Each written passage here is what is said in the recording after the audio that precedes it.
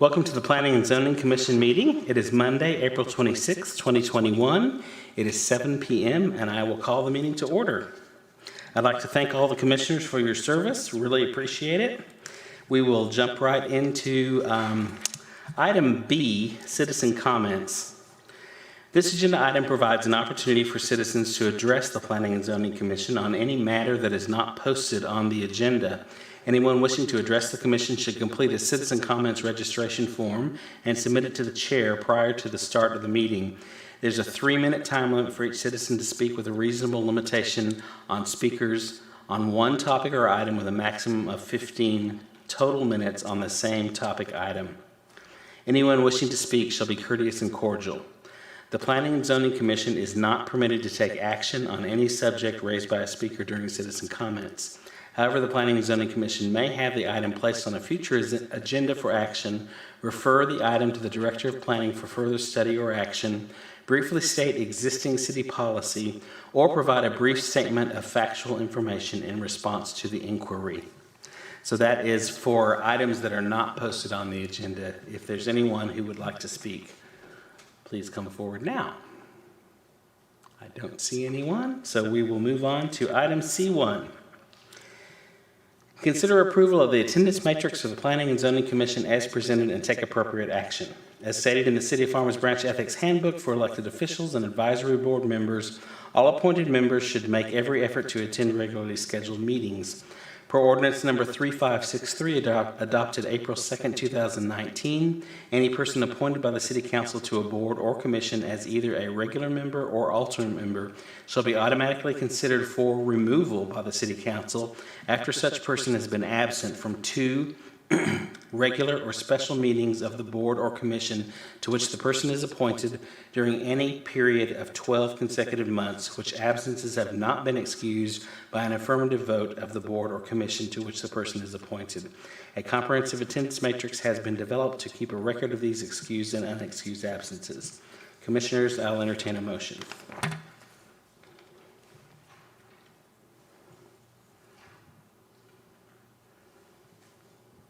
I move that we approve the attendance matrix as presented. I have a motion from Commissioner Petraza to approve as presented. Do I have a second? Second. Second from Commissioner Brittle. All in favor? It is unanimous. Moving on to item C2, consider approval of the March 8th, 2021 Planning and Zoning Commission minutes and take appropriate action. Staff recommends approval of the minutes of the March 8th, 2021 meeting. I'll entertain a motion. I move we accept the minutes as written. I have a motion from Commissioner Brittle to accept the minutes as written. Do I have a second? Second. Second from Commissioner Petraza. Thank you. All in favor? It is unanimous. Item C3, nomination and election of the Vice Chairman of the Planning and Zoning Commission and take appropriate action. With the recent resignation of Vice Chair Jared Williams, the Planning and Zoning Commission will need to nominate and elect a current regular appointed commissioner to the role of Vice Chairman. The Vice Chairman assists with presiding over the study session and regular meetings of the Commission when the Chairman is absent. The person elected will begin serving in this role at the next regularly scheduled meeting of the Commission and continue through the end of July 2021. Commissioners, do I have any nominees for Vice Chair? I would like to submit Commissioner Zavala. Commissioner Brittle has nominated Commissioner Zavala. Do I have a second? Second. Second from Commissioner Petraza. Commissioner Zavala, if we offer, will you accept? I would accept. All right. All in favor? It is unanimous. Congratulations. And item C4, consider the request for a detailed site plan amendment for an office warehouse on approximately 1.52 acre tract located on the east side of Sinlac Drive and approximately 400 feet south of Valley View Lane and take appropriate action. Ms. Paz. Thank you. Good evening, Chairman Moore, Commissioners. Jennifer Paz, lead planner. This item before you today is to consider a request for a detailed site plan amendment for 1.52 acre tract located at 13100. Oh, thank you. I do this every time. I'm sorry, one moment. I'll have to share my screen. I'm sorry, those out there in Zoom world. Okay. Okay, here we go. There we go. All right. The property is located at 13,100 Senlac Drive. The portion that we'll be discussing today is the portion highlighted in green that's shown on the aerial map. In 2016, City Council approved a detailed site plan for Phase 1 of this lot, as shown on the screen here. It consists of a single-story multi-tenant building that's currently occupied by various retail, office, and restaurant uses.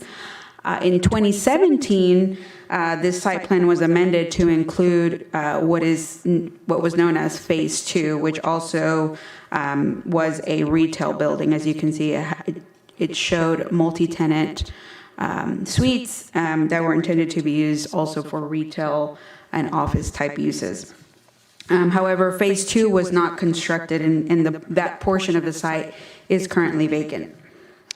It should be noted that this is one single lot, and it was held in common ownership until recently. The portion that we'll be discussing today is for the vacant portion of this lot that was known as Phase 2, as shown on your screen. This portion, so as you can see here, this is the amended detailed site plan that's being proposed for 1.52 acres, which is the subject tract of land. The applicant is requesting to construct a 16,000 square foot office warehouse building. The portion as shown in red is now owned by a separate entity known as Synergy, and is no longer held in common ownership with the remainder of the lot. So I want to point that out, and I'll mention why specifically in a moment. But I just want to mention again, the proposed building is a 16,000 square foot office warehouse building. Primarily 60% of the building will be office use, and the remainder will be for warehouse type uses. As you can see, on three sides of the building, there's surface parking, and two loading areas are proposed on the northeast side of the building with two overhead doors. So you can see that here, if you can see my cursor. The reason why I mentioned the sale of this portion of the lot is this access from Senlac will be the only point of access for the proposed office warehouse building, which will require a shared access easement to be obtained. Staff is recommending, as you read in the staff report, staff is recommending that the approval be conditioned on an access easement being obtained and filed prior to the building permit being issued, and that's to ensure that the site can be accessed via a shared access easement, given that this will be the only access from Senlac Drive.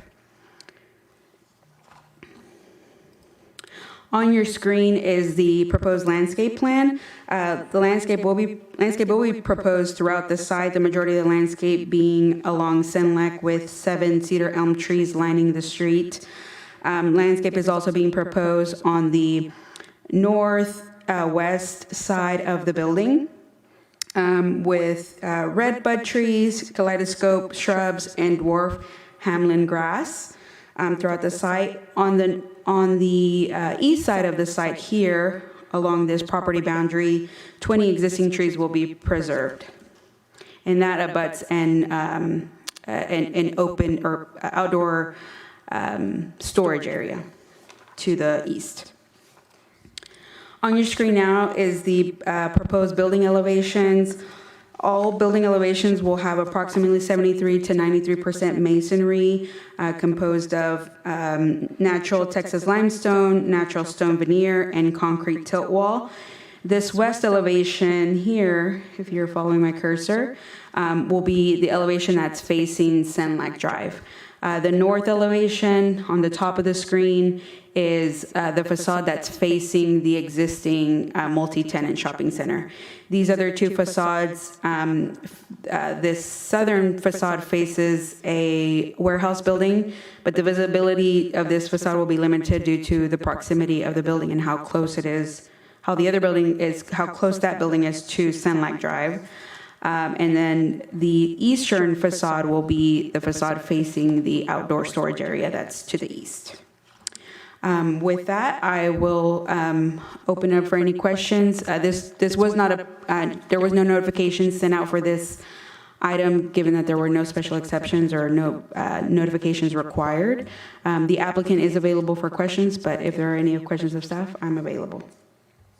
Super. Can you tell us a little bit more about the easement? I'm assuming that it's owned by the owner of Lot 1. So this entire almost 4 acre tract is one lot. It was platted as one lot. The owner deeded a portion, which is the subject 1.52 acre, to a different entity. So this shared access easement would be on the Co-America owner, so the northernmost portion of the lot. And are those common? I mean, we do those all the time? It's common, yes. It's common, especially in this situation where this tract that we are referring to does not have an opportunity for another driveway on Sunlag due to the proximity of these existing driveways. Dropping another driveway on Sunlag would just be too close to those existing two. So that access to Sunlag would be their point of access. Therefore, since it's not on their property, that shared access easement would need to be secured. Typically, we'll see this on the tail-end through a plat or after the site plan is approved. In this case, it's a little mixed up because this portion of the property was deeded without a proper replat being filed, which is why that shared access easement wasn't secured, and why we're recommending the condition be applied to this approval. And tell us what that means. Sure. So the condition staff is proposing is that the access easement, as shown here in blue, approximately, be filed in the county courthouse, that there will be public access shared on this portion of the property for both lots, essentially. That's incumbent upon the owner to do that. Correct. Prior to. Okay. Correct. And that will be prior to a building permit being issued. So no construction would commence until we have a filed shared access easement. Okay, super. Commissioners, any questions for staff? I have a question, Mr. Chair. Yes, Andy Jones. I jog by this property twice a week. Do we have a sense of traffic in that area, and also how we make sure going forward that no one does decide to put a curb cut in there? And then 3, what's going to be done to enforce landscaping? Because it's catty corner to a church. There are a lot of nice trees already in there. The aesthetic is key. Sure. So as far as the traffic, there was not a traffic impact analysis required for this site. I couldn't tell you what the traffic pattern looks like in this area. Another curb cut, or a curb cut specifically for this lot along Senlac, would not be permitted, given to city ordinances that dictate the proximity of curb cuts along a public street. Hence why they need this shared access easement to ensure that access. As far as landscaping goes, the enforcement of that, the installation is enforced before certificate of occupancy is issued for the building. Staff visits the site and ensures that the landscaping was installed per the approved landscape plan. Maintenance and upkeep, if you will, of the landscaping is under our code enforcement officers. If landscaping dies, or if it's if it's disturbed in any manner, our code enforcement officers could potentially start a case on the site. Our code enforcement officers don't typically look for those types of issues, but it's something that we could initiate if that became an issue. Okay, and then I guess it's probably a better question for the applicant. Maybe they have a sense of what they're envisioning this building to be for, and that maybe can give us a sense of what kind of traffic or business would be attracted to this site. Yes, I would think that that's an appropriate question for the applicant. Okay, thank you very much. I will call the applicant up in a moment. Any more questions for staff? Commissioner Zavala. Yeah, just one question. Is the building going to be owner occupied and do we know what their business is? It's my understanding that it will be owner occupied. From my understanding from the applicant, they do, and I will tell you my understanding, but they can probably give you more specifics. They represent different food brands. So they essentially market food products to different restaurants, food organizations, and try to sell those products to them. So the offices will be for the employees, the sales representatives. In the warehouse, they'll have some products on site, and they'll also have a testing area where sales associates can test products and cook them and test them before they go out and sell. Okay, thank you. Commissioner Brittle? I don't know if this is a concern. So these bays, so I'm looking at the northeast corner of the building. I guess those bay doors are set way back. Is that in this niche here? Correct. So is this a wall in between those two bays? So there is a 8-foot wall here. So this wall is facing Senlac, and it's screening this bay, correct? So that's this portion here. There is I'll call it a retaining wall here, but that's just due to grading. They needed to put a wall there. But the loading areas themselves are being screened by this 8-foot wall. Is there enough turn space there with that wall that goes so far back as I'm looking at The wall stops here. Well, aren't those the two bay doors with a wall in between them? Or no? This is a wall, yes. Okay, are the bay doors on the east side of that wall? There, Yes. okay. Just checking I was thinking about turn space for that. I mean, I'm sure these are architects here that's right? We can ask the applicant if there's any concerns. Typically, the architect will use turning templates to ensure that the radius is adequate for the vehicles to turn in. Well, as I say, Commissioner Bertle, also keep in mind the access drive that provides access back to the loading areas, that provides additional space. So, as Right. a truck were to enter the site in off of Senlac and head east, they're going to probably curve a little bit to the northeast and be able to back into that loading bay. Right. Okay, that's what I was hoping. Okay. Okay. Any more questions for staff? Seeing none, we'll have the applicant come forward. They are in Zoom land. It's Drew, okay. Yes. Drew and Ashley. Drew, if you could state your name and address for the record, please. Yes, Drew Hayes with Method Architecture, 3772 McKinney Avenue, Suite 201, Dallas, Texas. Super. We'll start with Andy Jones. If you could ask your questions, Andy. Certainly, and I think Vice Chair Zavala kind of hit it on the head. I'm interested to know what the anticipated use will be for this location, to get a sense of traffic, times of day, that sort of thing. Go ahead, sure. Ashley Johnson is also here with Method Architecture. Go ahead, Ashley. Super. Ashley, if you could also state your name and address for the record, please. Ashley Johnston with Method Architecture. He said 3772. I don't know the address of Method. That's right. 3772. We just moved a few months ago. We're still getting used to the new address, but 3772 McKinney Avenue, Dallas, Texas. Perfect. Thank you. So the operations of this will, at full capacity would be 30 employees, but they are rotating with a work from home and sales rep kind of schedule. So at any given time, 15 people will be there unless there's a training session. And at that time, the 30 employees would be there. They would anticipate up to 15 more people being a part of those trainings. Either someone's coming on to help train or some of their clients are there to be a part of that. But at most, there would be 30 employees at a given time.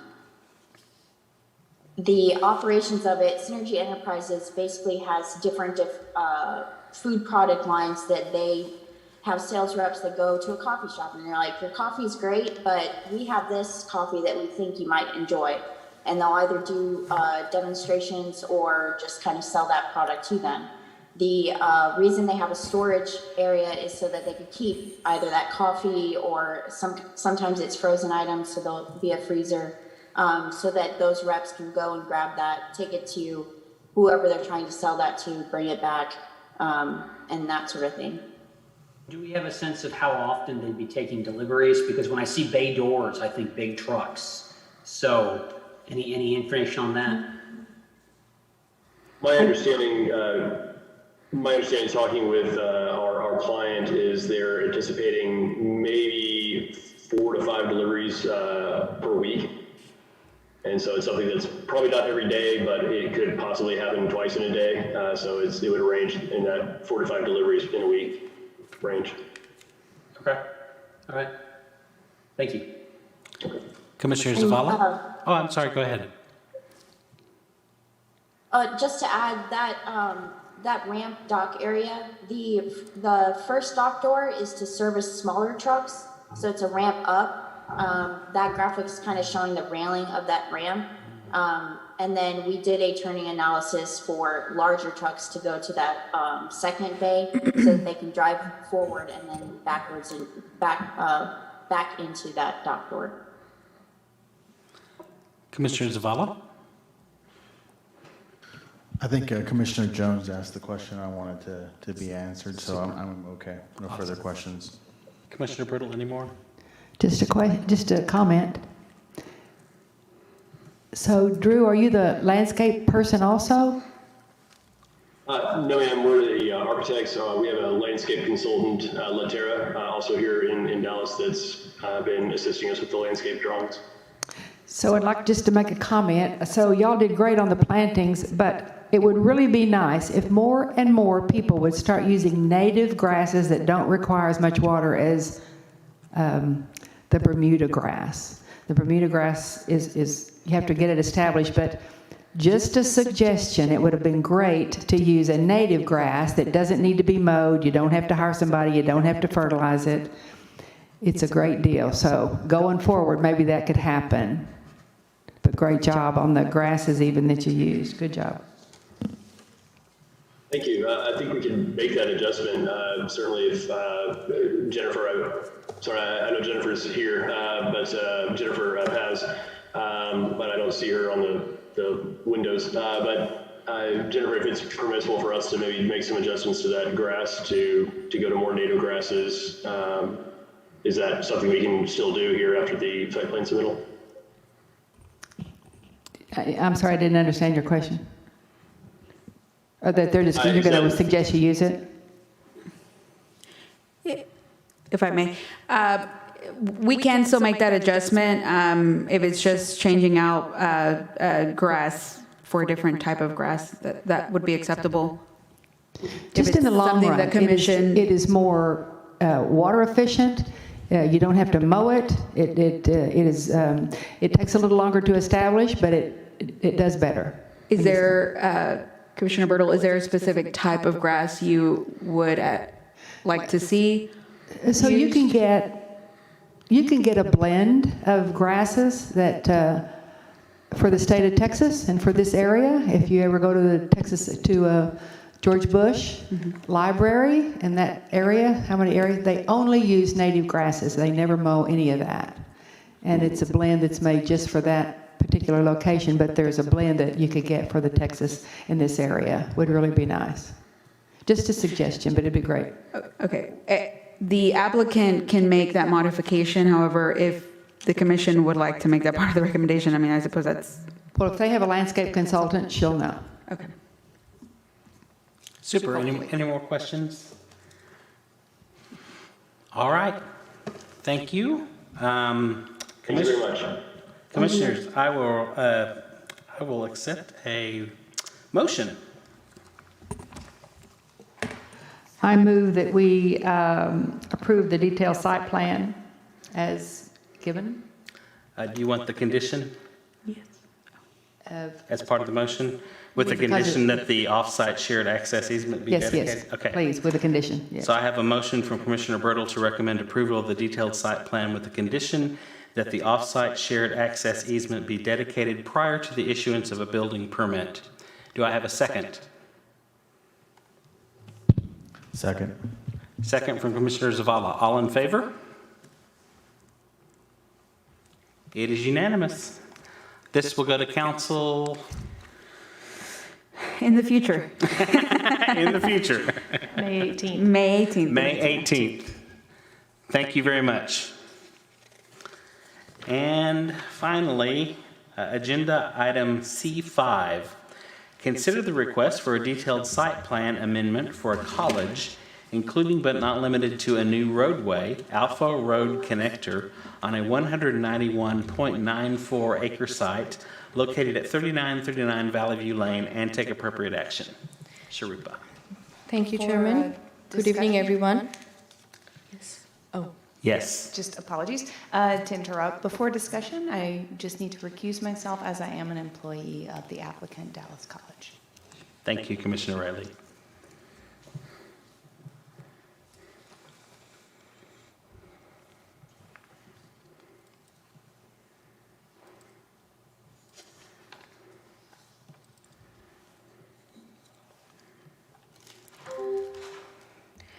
Again, good evening, everyone. The aerial map that you see in front of you, the project is Brookhaven College, the Alpha Road Connector project. So the area shaded is, of course, showing the full college tract or the property. I have shown in this yellow circle the tentative location where this roadway will be constructed. This is the detailed site plan that is in front of you for consideration tonight. It's, as stated, Alpha Road Connector. It will be connecting Ponte Avenue or Bella Lane north in the town of Addison, this section, through Brookhaven College, through this roundabout, and then traveling east, ultimately joined with Alpha Road. It's a 24 feet wide, 2-lane undivided roadway with open bardages on either side. Also part of the project is construction of a detention pond to handle the stormwater runoff related to this proposed roadway and other improvements that are needed to be mitigated. And these are all being reviewed with the city's Public Works Department. Another aspect of this project is the Alpha Road Mini Park. This is going to be, it's a future project where the city of Farmers Branch is receiving easement that will be used for a future park in this northeast corner. If you can see my cursor, in the northeast corner area where the Alpha Road and the new roadway will be connecting. It stretches starting from this area all the way to the west. The landscaping as well as improvements related to this mini park, the timeline and the plans for those are still not decided because it's depending on funding, but City of Farmers Branch will be responsible for installation as well as maintenance of those facilities. The last aspect of this project is construction of this access drive to the existing Encore utility substation. Right now there is a gravel drive that will be removed as well as a gravel drive that runs in a similar fashion that you can't see with this roadway being aligned on top of it. That's going to be removed and this new drive will be constructed to access the Encore substation. These are some of the site photos. I have included a few more that's part of your packet. This is showing the existing substation and roughly the area where the drive will be built. This is the gravel drive that's existing now. This picture is taken from Alpha Road. That will be removed. And roughly this is the area where the new roadway alignment is going to go. So that's all I have for the presentation tonight. If you have any question, I'll be happy to answer. Staff recommends approval of the detailed site plan as it is consistent with the interlocal agreement that has been entered into by City of Farmers Branch, Town of Addison, and the Brookhaven College. And they have met all the conditions or the expectations as outlined in the ILA. So if you have any questions, I'll be happy to answer, and the applicant and their representative is also present if you have any question for them. Thank you. Thank you, Sharipa. Can you tell us a bit more about the park? Is that city-owned land, or is that land owned by the college? So currently, this corner, this triangular piece, that's owned by City of Farmers Branch. Okay. However, as you go farther west, this portion is owned by the college, and they are dedicating an easement to the City of Farmers Branch to be used as a park. Okay. And where would parking happen for that?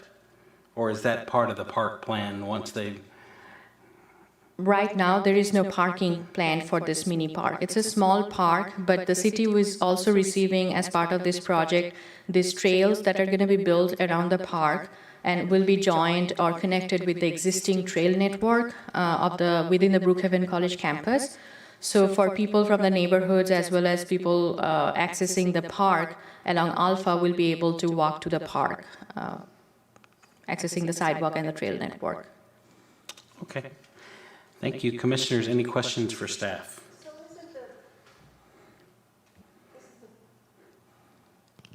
The fire, it's off of this map, isn't it, the fire station? Yes, I don't think you can see the fire station from this map. It's right to the right. So this is just, these are two little bitty teeny tiny pieces of land here. Yeah, altogether it's about approximately 3 acres. So this area, this is about 0.49, like about half an acre, and the remainder of the portion that is being dedicated is about 1.59, so altogether about 2 acres. Okay. It's a mini park, so.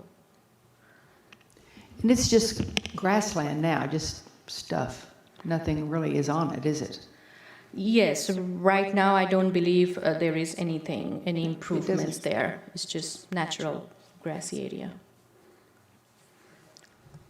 Commissioners, any more questions for staff? Yes, Pat. I have one. Shrupa, it says it's going to connect Ponte Avenue or Bella Lane. Is it just because they don't know what the name of that is? Physically, it's going to be the same thing that's represented on the diagram, right? Actually, if you can see the little pointer on this aerial map, Yep. this section is actually Ponte Avenue, and then this is Bella Lane. So Okay. I should have just mentioned Bella Lane because technically that's what it's connecting. But if you check the ILA, they refer to it as Ponte Avenue connecting. So I wanted to mention that just to be consistent with the ILA. Okay. Okay, thank you. Any more questions for staff? I do have a question, and this is partially self-serving, but right at the corner where it feeds into Brookhaven is where there's that trail around Brookhaven, and I'm curious, and I couldn't really zoom in and see how the trail intersected, kind of just below, in the bottom left of that screen. I think that's where. Are you talking about this section? If I'm looking at the bottom left, like below the traffic circle, at the bottom of the funnel, kind of. If you will. Okay, yeah. So the trail, if you follow, first of all, one segment is coming through here, and then one segment through here. If you follow along. What I'm referring to is the running trail that is all the way down at the bottom, and it goes by the softball field in between.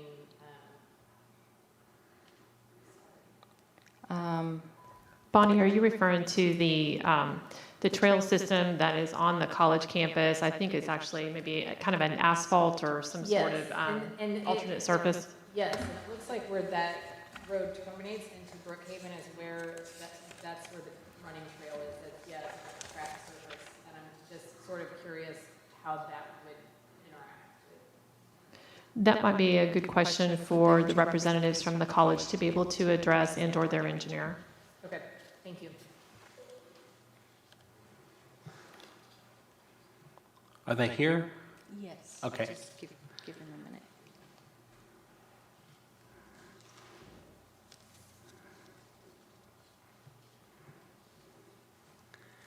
Good evening. I'm John Watson, Facility Manager with Brookhaven Campus. I want to apologize. I couldn't clearly hear. My hearing aids give me quite a bit of echo in this room. So if you could please repeat the question while I'm looking at the drawing. So I'm looking to see where when you come south out of that traffic circle into Brookhaven, where that terminates into the parking lot, kind of between, at the corner of the tennis court and the softball field, I'm curious how that interacts with that track, if you will, the 2-mile loop that goes around Brookhaven for foot traffic, not the paved bike trails, but I'm as a pedestrian that utilizes Well, that space. and I'm going to openly confess, I had the same question. I was looking for it on the drawing as well, as far as where it connected with safety issues going across the road and connection with Brookhaven. So I do not have a clear answer. I apologize, but I do think we need to look into it closer and identify it. Okay, thank you. I know a lot of the other roads that cross that trail have the tunnels, so I just out of curiosity, thank you. Right. Bonnie, look at this map. And actually, that's not even the one. That map, that trail, it goes up Alpha and it cuts over, it's quite a ways. I don't think they intersect there, really. See where the gray runs around there? I mean, that's not the trail, but the trail very much follows that gray area. See this little white area? Oh, you're talking about the very, very far north. Yes, and so it's a dashed line, and if you look at where it comes by parking lot P7, it almost follows the line of the parking lot there. It's like you run next to the parking lot and some bushes, and then you come out, and then there's the softball field, and then the baseball Right. field, and so that Right. based on this, you're going to have where that road terminates is essentially into that running trail.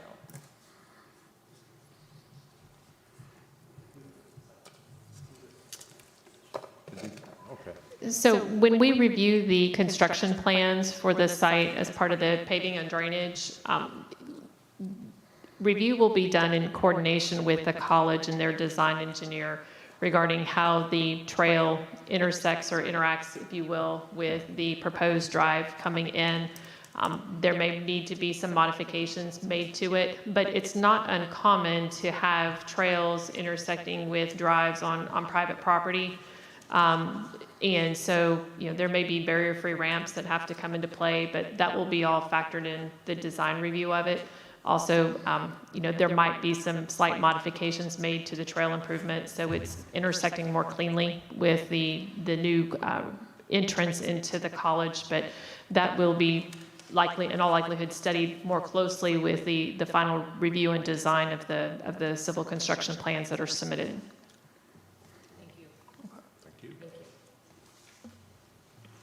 Any more I've got a questions? good question, I think.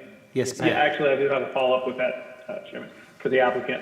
So kind of what Director Bergen just referenced then, if there's anything done there other than a tunnel, that's not standard with the other two main entrances, as Bonnie pointed out. Those are both tunnels under those roads, so it's fairly significant that it interrupts the running trail. And I'm guessing that a tunnel's not in the budget. So when it comes to the construction drawing approval, that seems, maybe that's a little late in the process to be looking at that if it hasn't been addressed already. So it's not uncommon for us to have trail improvements that intersect with drive locations. So a great example is there is an existing hike and bike trail that is along the outside lane of Alpha Road, if you will. So that was just recently constructed, and then where the road will intersect with Alpha, the trail will have to be modified. So in all likelihood, there are barrier-free ramps put there. But that's not uncommon to have trails intersect with roadways and pedestrians to have to walk through the intersection, if you will.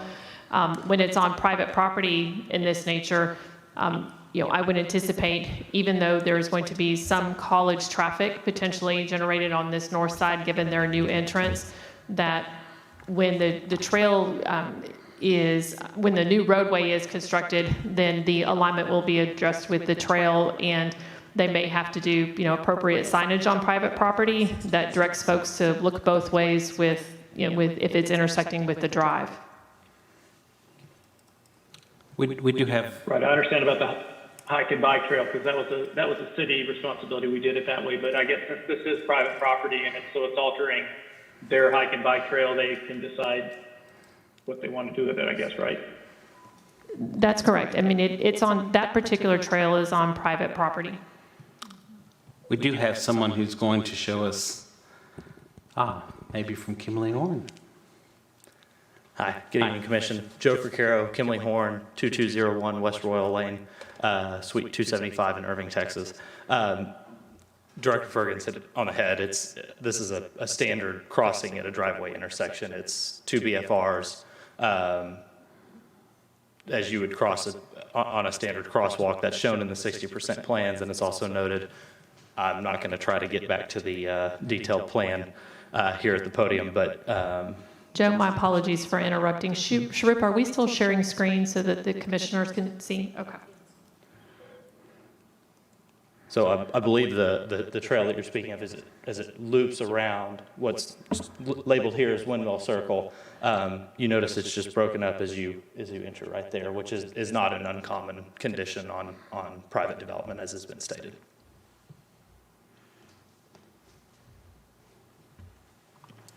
It's just uncommon on Brookhaven. Yeah, and I understand it may not be uncommon, and again, somebody who utilizes that trail, what's nice about it is, and I realize that this is perhaps not pertinent here, but what's nice about it is that you don't ever have those interactions with traffic, so you can put your headphones on and just kind of go and not have to worry about not hearing something. I understand, and thank you for your response. Thank you. Commissioners, any more questions? I have a question for the Kimley Horn representative. I assume at 60% design, you're far enough along to know what the pavement section is going to look like? Yes, sir. What's the finished course going to be? Concrete. Okay. Yeah, just asking, since the city of Farmers Branch is responsible for maintenance, I didn't want to hear asphalt, so thank you. Any more questions? All right, thank you very much. Commissioners, I will entertain a motion. Chairman Moore, Yes. while this is not a public hearing, we do have one item or one attendee via Zoom. I didn't know if you were interested in receiving public comment or not. Of course. If the person who is online would like to speak, you got to raise your hand. And then our administrator will know what to do.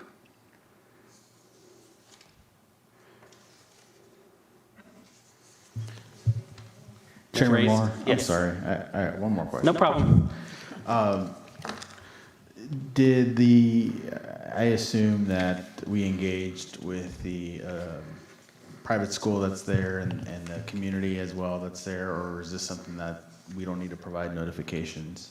For this detailed site plan, we do not need to provide public notices. Okay. All Sorry, right. I gotta ask a follow-up to that. So when do we ever have to provide notifications to them, or how do we, I guess, keep them in the loop that this is happening? I assume that since this has been ongoing for some time, they're aware, but just how do we know that the school and the residents are actually aware that this is happening? Since this is not a public hearing item, public notice was not required, so we typically do not notice on site plans in this case. So if, I know we've had folks, excuse me, I apologize for that. I know we've had folks inquire in the past with the city from time to time regarding this roadway, but we're not obligated under state law to have to issue any public notices for this. Okay, thank you. Still no raising of hands? Okay, we will move forward. Commissioners, I'll entertain a motion.